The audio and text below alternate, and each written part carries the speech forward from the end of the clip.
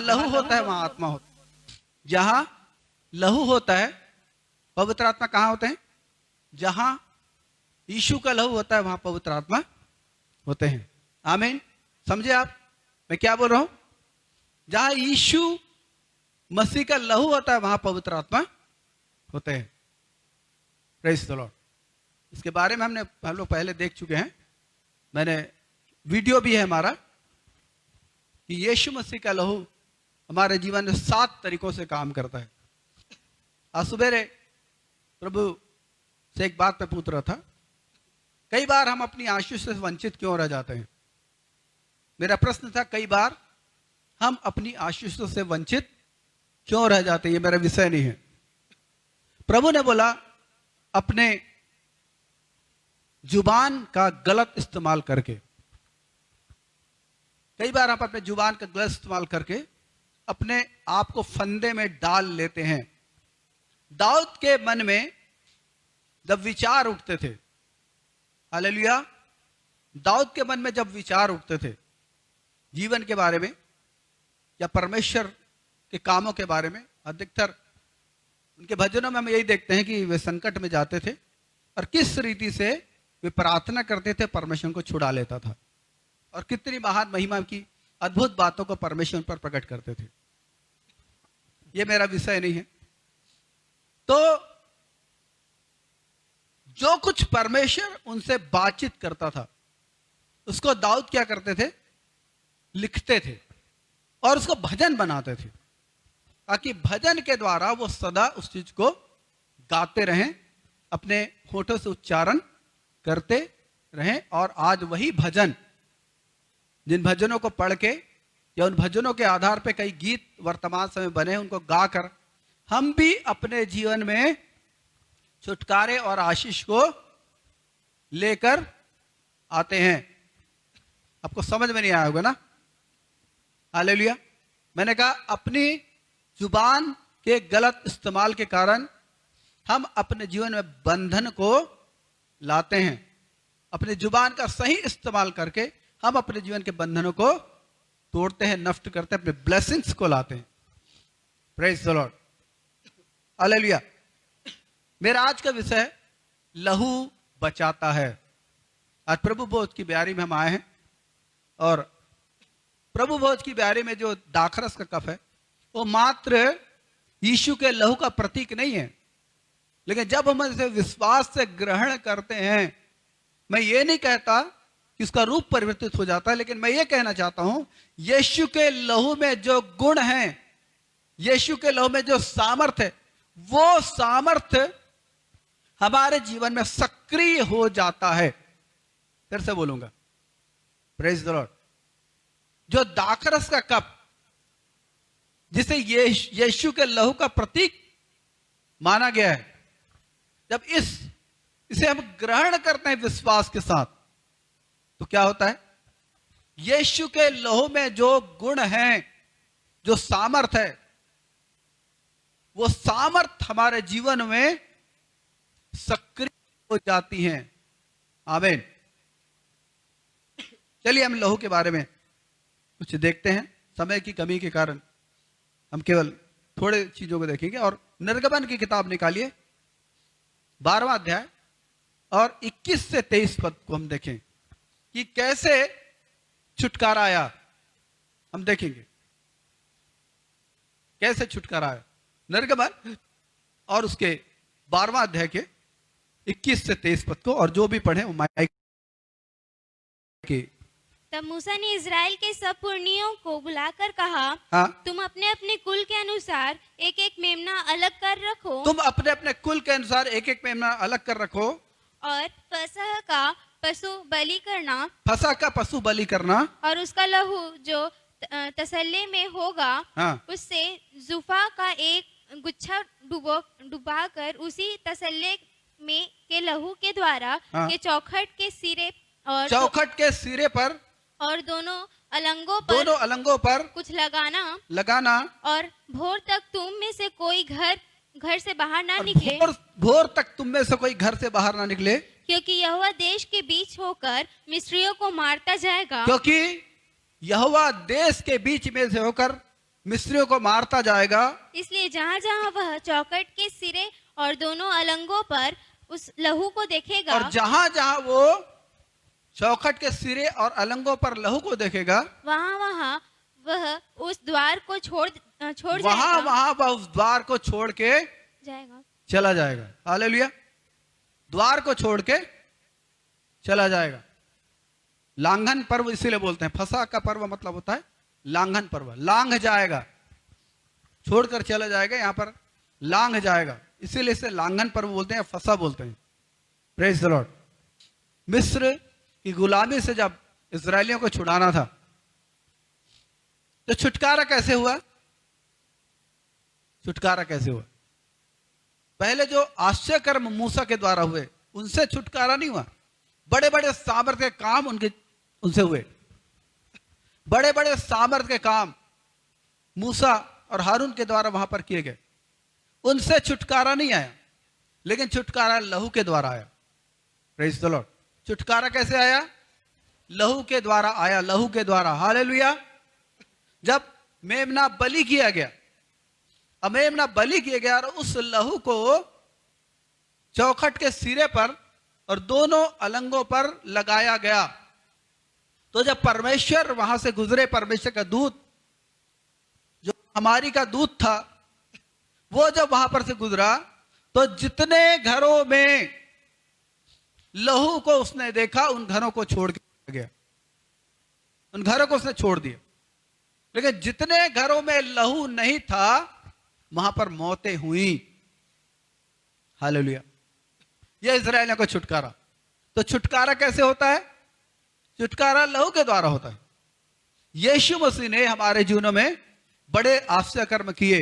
जब हम प्रभु के पास आए, जब हमारी जरूरत थी, हमारी आवश्यकता थी, हम प्रभु के पास आए।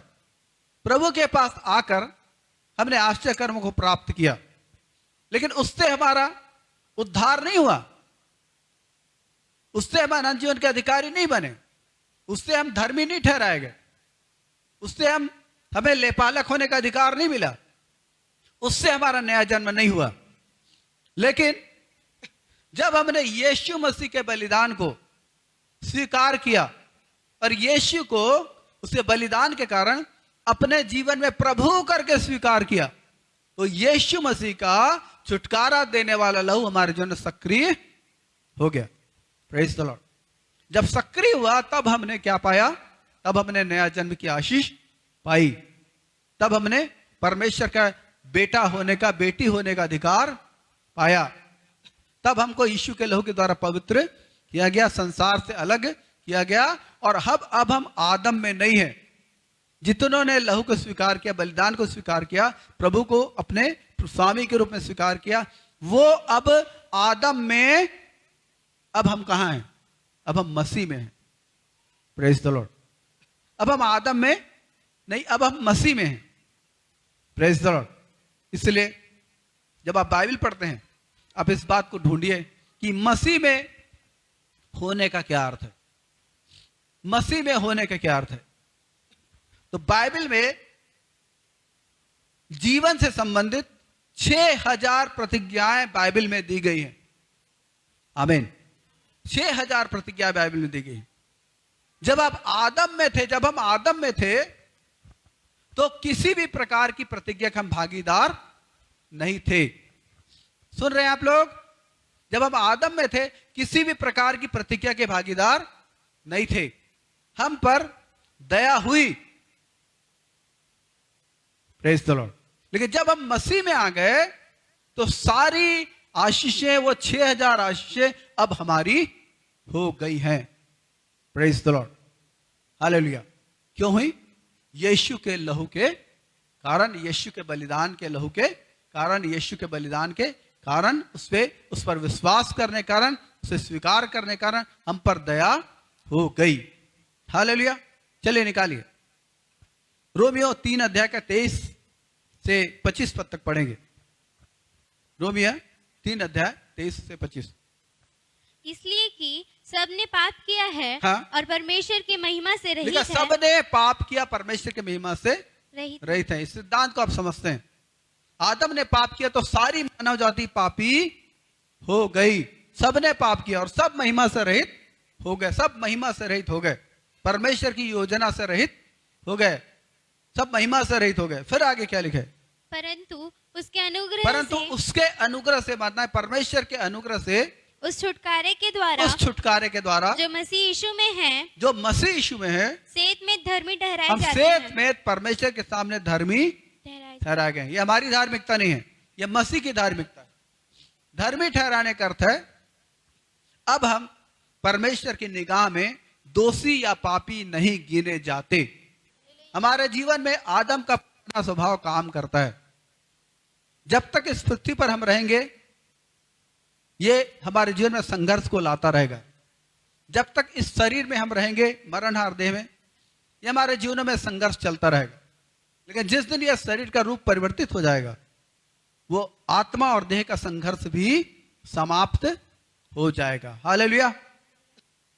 यीशु मसीह पर विश्वास करने से हम धर्मी ठहराए गए हैं। इसका मतलब है हमारे स्वभाव में पाप की सामर्थ काम करती है, लेकिन परमेश्वर की निगाह में अब हम पापी के रूप में नहीं गिने जाते। अब हम निर्दोष व्यक्ति के रूप में गिने जाते हैं। हालेलुया।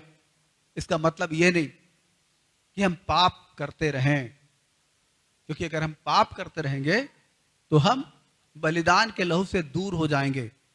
ये बात बाइबल कहती है। Praise the Lord. हमारे विवेक को पाप से शुद्ध किया गया है और इसीलिए हमारे भीतर जो मसीह है उसकी मांग पवित्रता है, और पवित्र आत्मा जो है वो हमें लीड करते हैं पवित्र जीवन जीने के लिए। Hallelujah, hallelujah. तो मेरा विषय लहू बचाता है। तो आश्चर्य कर्म जो किए गए, आश्चर्य कर्मों के द्वारा इस्राएलियों का छुटकारा नहीं हुआ। छुटकारा कैसे हुआ? छुटकारा हुआ लहू के कारण, मेमने के लहू के कारण छुटकारा हुआ। और यह बात यीशु मसीह की ओर इशारा करती है। यीशु मसीह की ओर इशारा करती है। हम देखेंगे पद 29 और 30 पद को, निर्गमन उसके 12वां अध्याय के 29 और 30 पद को। ऐसा हुआ कि आधी रात को यहोवा ने मिस्र देश में सिंहासन पर विराजने वाले फिरौन से लेकर गड्ढे में पड़े हुए बंधुए तक सबके पहलौठों को, वरन पशुओं तक के सब पहलौठों को मार डाला। और फिरौन रात ही को उठ बैठा और उसके सब कर्मचारी वरन सारे मिस्र उठे और मिस्र में बड़ा हाहाकार मचा। बड़ा हाहाकार हुआ। क्यों? क्यों? जब आधी रात को जब यहोवा का दूत उस स्थान पर चला, तो जितने घरों में उसने लहू को नहीं देखा उन सारे घरों को छोड़ दिया। तो 28 पद में लिखा है कि इस्राएलियों से जैसे मूसा ने बोला था, इस्राएलियों ने वैसे ही किया। और जब आधी रात को परमेश्वर का दूत चला तो मिस्र सारे पहिलौठों को, लिखा पशुओं के पहिलौठों को भी मार डाला। यह परमेश्वर का प्रकोप था, यह परमेश्वर की महामारी थी जिससे मिस्र बर्बाद हुआ। लेकिन सारे इस्राएली लोग जिन्होंने अपने घरों में लहू को लगाया वो सब के सब बच गए। Praise the Lord, hallelujah, praise the Lord. अब आते हैं हम लोग मत्ती उसके 26 अध्याय के 17 और 20 पद को पढ़ लें। मत्ती 26, 26, 17 एंड 20। अख़मीरी रोटी के पर्व के पहले दिन चेले यीशु के पास आकर पूछने लगे, चेले यीशु के पास आकर पूछने लगे, तू कहाँ चाहता है कि हम तेरे लिए फसह खाने की तैयारी करें। ये इसी फसह के पर्व को जिसे परमेश्वर ने बोला था। फिर से हम निर्गमन में आकर कुछ पदों को देखेंगे, निर्गमन में आएंगे, कुछ पदों को देखेंगे और 26 और 27 पद को इस वक्त हम देखें। निर्गमन उसके 12 अध्याय के 26-27 पद को। और जब तुम्हारे बच्चे तुमसे पूछे इस काम से तुम्हारा क्या मतलब है? हाँ, ये प्रभु ने उनको बोला जो फसह का जो बलिदान किया गया और वो लोग बाहर निकले, तब 25 पद में लिखा है, 25 पद को पढ़ें। जब तुम उस देश में 24 पद। फिर तुम इस विधि को अपने और अपने वंश के लिए सदा की विधि जानकर, प्रभु ने बोला इस विधि को तुम अपने और अपने वंश के लिए सदा की विधि, बोलिए सदा की विधि जानकर माना करना। ये बोला गया। फिर क्या बोला 26-27 में? और जब तुम्हारे बच्चे तुमसे पूछे हाँ। इस काम से तुम्हारा क्या मतलब है, इस काम से तुम्हारा क्या मतलब है? तब तुम उनको यह उत्तर देना, हाँ? यहोवा ने जो मिस्रियों को मारने के समय मिस्र में रहने वाले हम इजरायलियों के घरानों को छोड़कर हमारे घरों को बचाया, इसी कारण उसके फसह का यह बलिदान किया जाता है। उसी कारण उसके फसा के बलिदान किया जाता है। ये विधि करके उन्होंने मानना स्वीकार किया। और यहां पर हमने देखा मत्ती उसके 26 अध्याय में 17 पद में कि यीशु मसीह उसी फसा को अपने चेलों के साथ खाने के लिए थे। अख़मीरी रोटी उस फसा के पर्व को खाने के लिए थे। 17 पद को फिर पढ़े। 17 पद। अख़मीरी रोटी के पूर्व के पहले दिन चेले यीशु के पास आकर पूछने लगे, हाँ? तू कहाँ चाहता है कि हम तेरे लिए फसह खाने की तैयारी करें? तू कहाँ चाहता है कि हम तेरे लिए फसा खाने की तैयारी करें? 20वां पद। 20वां। जब सांझ हुई, हाँ? तो वह 12 के साथ भोजन करने के लिखा लिए जब बैठा। सांझ हुई तो 12 के साथ यही फसा के भोज को खाने के लिए लोग बैठे। अब इसको आप 26 से 28 को पढ़ें। जब वे खा रहे थे, तो यीशु ने रोटी ली, हाँ? और आशीष मांग कर तोड़ी, हाँ? और चेलों को देकर कहा, हाँ? लो खाओ, यह मेरी देह है। प्रभु ने कहा कि ये मेरी देह है, ये मेरी देह है। हाँ? फिर उसने कटोरा लेकर धन्यवाद किया, हाँ? और उन्हें देकर कहा, तुम सब इसमें से पियो, क्योंकि यह वाचा का मेरा वह ये लहू है, वाचा का मेरा वह लहू है जो बहुतों के लिए पापों की क्षमा के निमित्त बहाया जाता जो है। बहुतों के पापों के क्षमा के निमित्त बहाया जाता है। अभी इब्रानी में आ जाएंगे, समय के अभाव के कारण जल्दी आगे बढ़े। इब्रानी 9 अध्याय का 11 और 12 पद पढ़ लीजिए। इब्रानी 9 अध्याय का 11-12 पद। इब्रानी 9 अध्याय 11 और 12 पद। परंतु जब मसीह आने वाली अच्छी अच्छी वस्तुओं का महायाजक होकर आया, हालेलुया, हालेलुया। चलिए देखते हैं मसीह क्या लिखा है बाइबल में? आपकी बाइबल में क्या लिखा है? वस्तुओं का आने वाली क्या? आपके बाइबल में क्या लिखा है? अच्छी अच्छी उत्तम वस्तुएं, उत्तम बातें, उत्तम चीजें, इनका महायाजक होकर यीशु मसीह आया। कैसे आया? आगे तो उसने और भी बड़े और सिद्ध तंबू से होकर, जो हाथ का बनाया हुआ नहीं, हाथ का बनाया नहीं, अर्थात इस सृष्टि का नहीं, सृष्टि का नहीं, और बकरों और बछड़ों के लहू के द्वारा नहीं, पर अपने ही लहू के द्वारा, अपने ही लहू के द्वारा एक ही बार पवित्र स्थान में प्रवेश किया, एक ही बार पवित्र स्थान में प्रवेश किया, और अनंत छुटकारा अनंत छुटकारा प्राप्त किया। लहू के द्वारा अनंत छुटकारा। Praise the Lord, hallelujah, hallelujah. तो जो इजरायलियों का जो मंदिर इजरायलियों के बीच में था, यीशु मसीह ने वहां प्रवेश नहीं किया। वो मंदिर एक नमूना था, वो मंदिर एक डुप्लीकेट चीज थी, नमूना था, छाया थी। असली मंदिर कहां था? असली मंदिर स्वर्ग में था। हालेलुया। और परमेश्वर ने निर्गमन में मूसा को ये आदेश दिया था कि जो कुछ तुझे इस पहाड़ पर दिखाया जाता है, उसी के अनुसार तुझ मंदिर को बनाना। तो यीशु मसीह स्वर्ग में जो मंदिर है, वहां अपने लहू को लेकर उन्होंने प्रवेश, हालेलुया। और उन्होंने क्या लाया? लहू के द्वारा। आपने क्या पढ़ा? इब्रानी 9 अध्याय के 12 पद के आखिरी लाइन में क्या पढ़ा? अनंत छुटकारा। बोलिए क्या अनंत छुटकारा माने? हालेलुया। मैं सुबह पहले सेशन में इस बात को बोल रहा था, रोमियो 8:37 के अनुसार, ये आत्मिक युद्ध में जब मैं और आप परमेश्वर की अधीनता में होकर शैतान से लड़ते हैं, तो शैतान जीत नहीं सकता। सही बोल रहा हूं? क्या बोल रहे हैं? आत्मिक युद्ध में शैतान जीत नहीं सकता। और उसी के समान यह भी सच्चाई है कि आप हार नहीं सकते। समझ रहे हैं? आत्मिक युद्ध में आप हार नहीं सकते, क्योंकि लहू के द्वारा अनंत छुटकारा लाया गया है। लहू के द्वारा अनंत छुटकारा लाया गया। ये लहू है, ये लहू है जिसके बारे में परमेश्वर ने मांग की पुराने नियम में, ताकि पापों की क्षमा हो सके, पाप धप सके। और नए नियम में यीशु मसीह का लहू वो हमें पूरी रीति से शुद्ध करता है, और ये लहू ही बचाता है। मैंने आरंभ में बोला जहां लहू है वहां आत्मा है, जहां लहू है वहां पवित्र आत्मा है। Praise the Lord. लहू से अलग, मसीह के लहू से अलग होकर पवित्र आत्मा काम नहीं करते, और इसलिए हम जब प्रार्थना करते हैं तो हम यीशु के लहू में अपने आप को ढांपते हैं, घेरते हैं, अपने आप को देते हैं। और जब हम प्रार्थना में लहू को स्मरण करते हैं तो लहू की सामर्थ्य सक्रिय हो जाती है।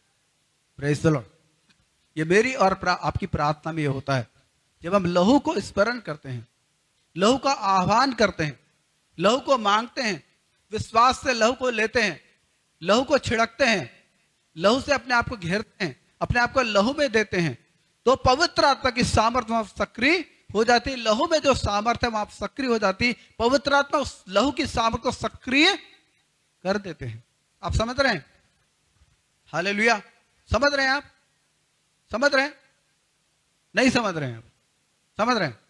इसलिए हम देखते हैं एक जो महामारी आई, महामारी जो आई मिस्रियों के बीच में, उस महामारी में इजरायली कैसे बचे? इजरायली कैसे बचे? परमेश्वर मिस्र देश के बीच से चला तो मिस्रियों के पहलौठों को प्रभु ने मारा। तो प्रभु ने क्या बोला था? इजरायलियों के बचाव के लिए प्रभु ने क्या बोला था? इजरायलियों के बचाव के लिए प्रभु ने क्या बोला था? बोलिए, क्या बोला था प्रभु ने? कि इस लहू को क्या करना? चौखट पर लगाना और दोनों अलंग पर लगाना, दोनों किनारे लगाना। तो इस लहू को देखकर मैं या मेरा दूत क्या करेगा? उस घर को छोड़कर चला जाएगा। Praise the Lord. Hallelujah, hallelujah. ये लहू जो था, जो इजरायलियों ने बहाया, वो यीशु मसीह के लहू की प्रतिछाया थी। जो यीशु मसीह जब आए, उन्होंने जो लहू बहाया, उसके द्वारा अनंत छुटकारा हमारे जीवन में आया। और आज भी वो लहू जिंदा है, और आज भी वो लहू सक्रिय है, आज भी वो लहू काम करता है। जब हम उसके पास आते हैं वो लहू काम करता है। उसी रीति से प्रभु भोज की ब्यारी में जब हम लोग आए हैं, हम कहते हैं कि ये दाखरस यीशु के लहू का प्रतीक है। बात विश्वास की है, और जब हम विश्वास करते हैं कि दाखरस के माध्यम से हम यीशु मसीह के लहू को ग्रहण कर रहे हैं, जब हम विश्वास करते हैं, यीशु मसीह का लहू हमारे जीवन में सक्रिय हो जाता है। हालेलुया। यीशु मसीह का लहू हमारे जीवन में सक्रिय हो जाता है। Praise the Lord. इस महामारी के दिनों में बार बार जबकि संक्रमण फैल रहा है, लेकिन परमेश्वर ने लहू के द्वारा बचाने की प्रतिज्ञा दी है। इसलिए जब भी आप प्रार्थना करें, अपने आप को, परिवारजनों को, अपने घरानों को, अपने शहर को लहू में दें, लहू में दें, ताकि इस महामारी का असर उन पर ना हो। समझ रहे हैं आप लोग मैं क्या बोल रहा हूं?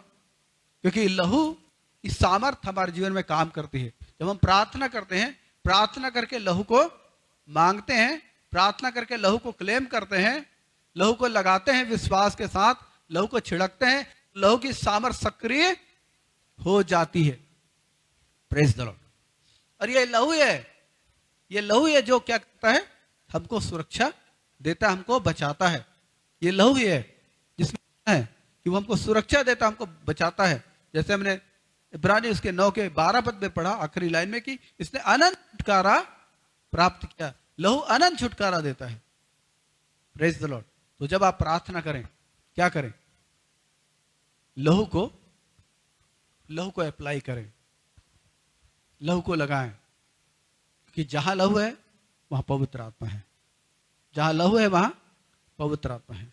और जब ये जिंदा लहू है और ये सक्रिय लहू है, ये सक्रिय लहू है, और पवित्र इस लहू में जितने गुण हैं, इस लहू के द्वारा जितनी बातें बोली गई है, उत्तम महिमा की बातों को, उन सबको पवित्र आत्मा सक्रिय करना शुरू करते हैं।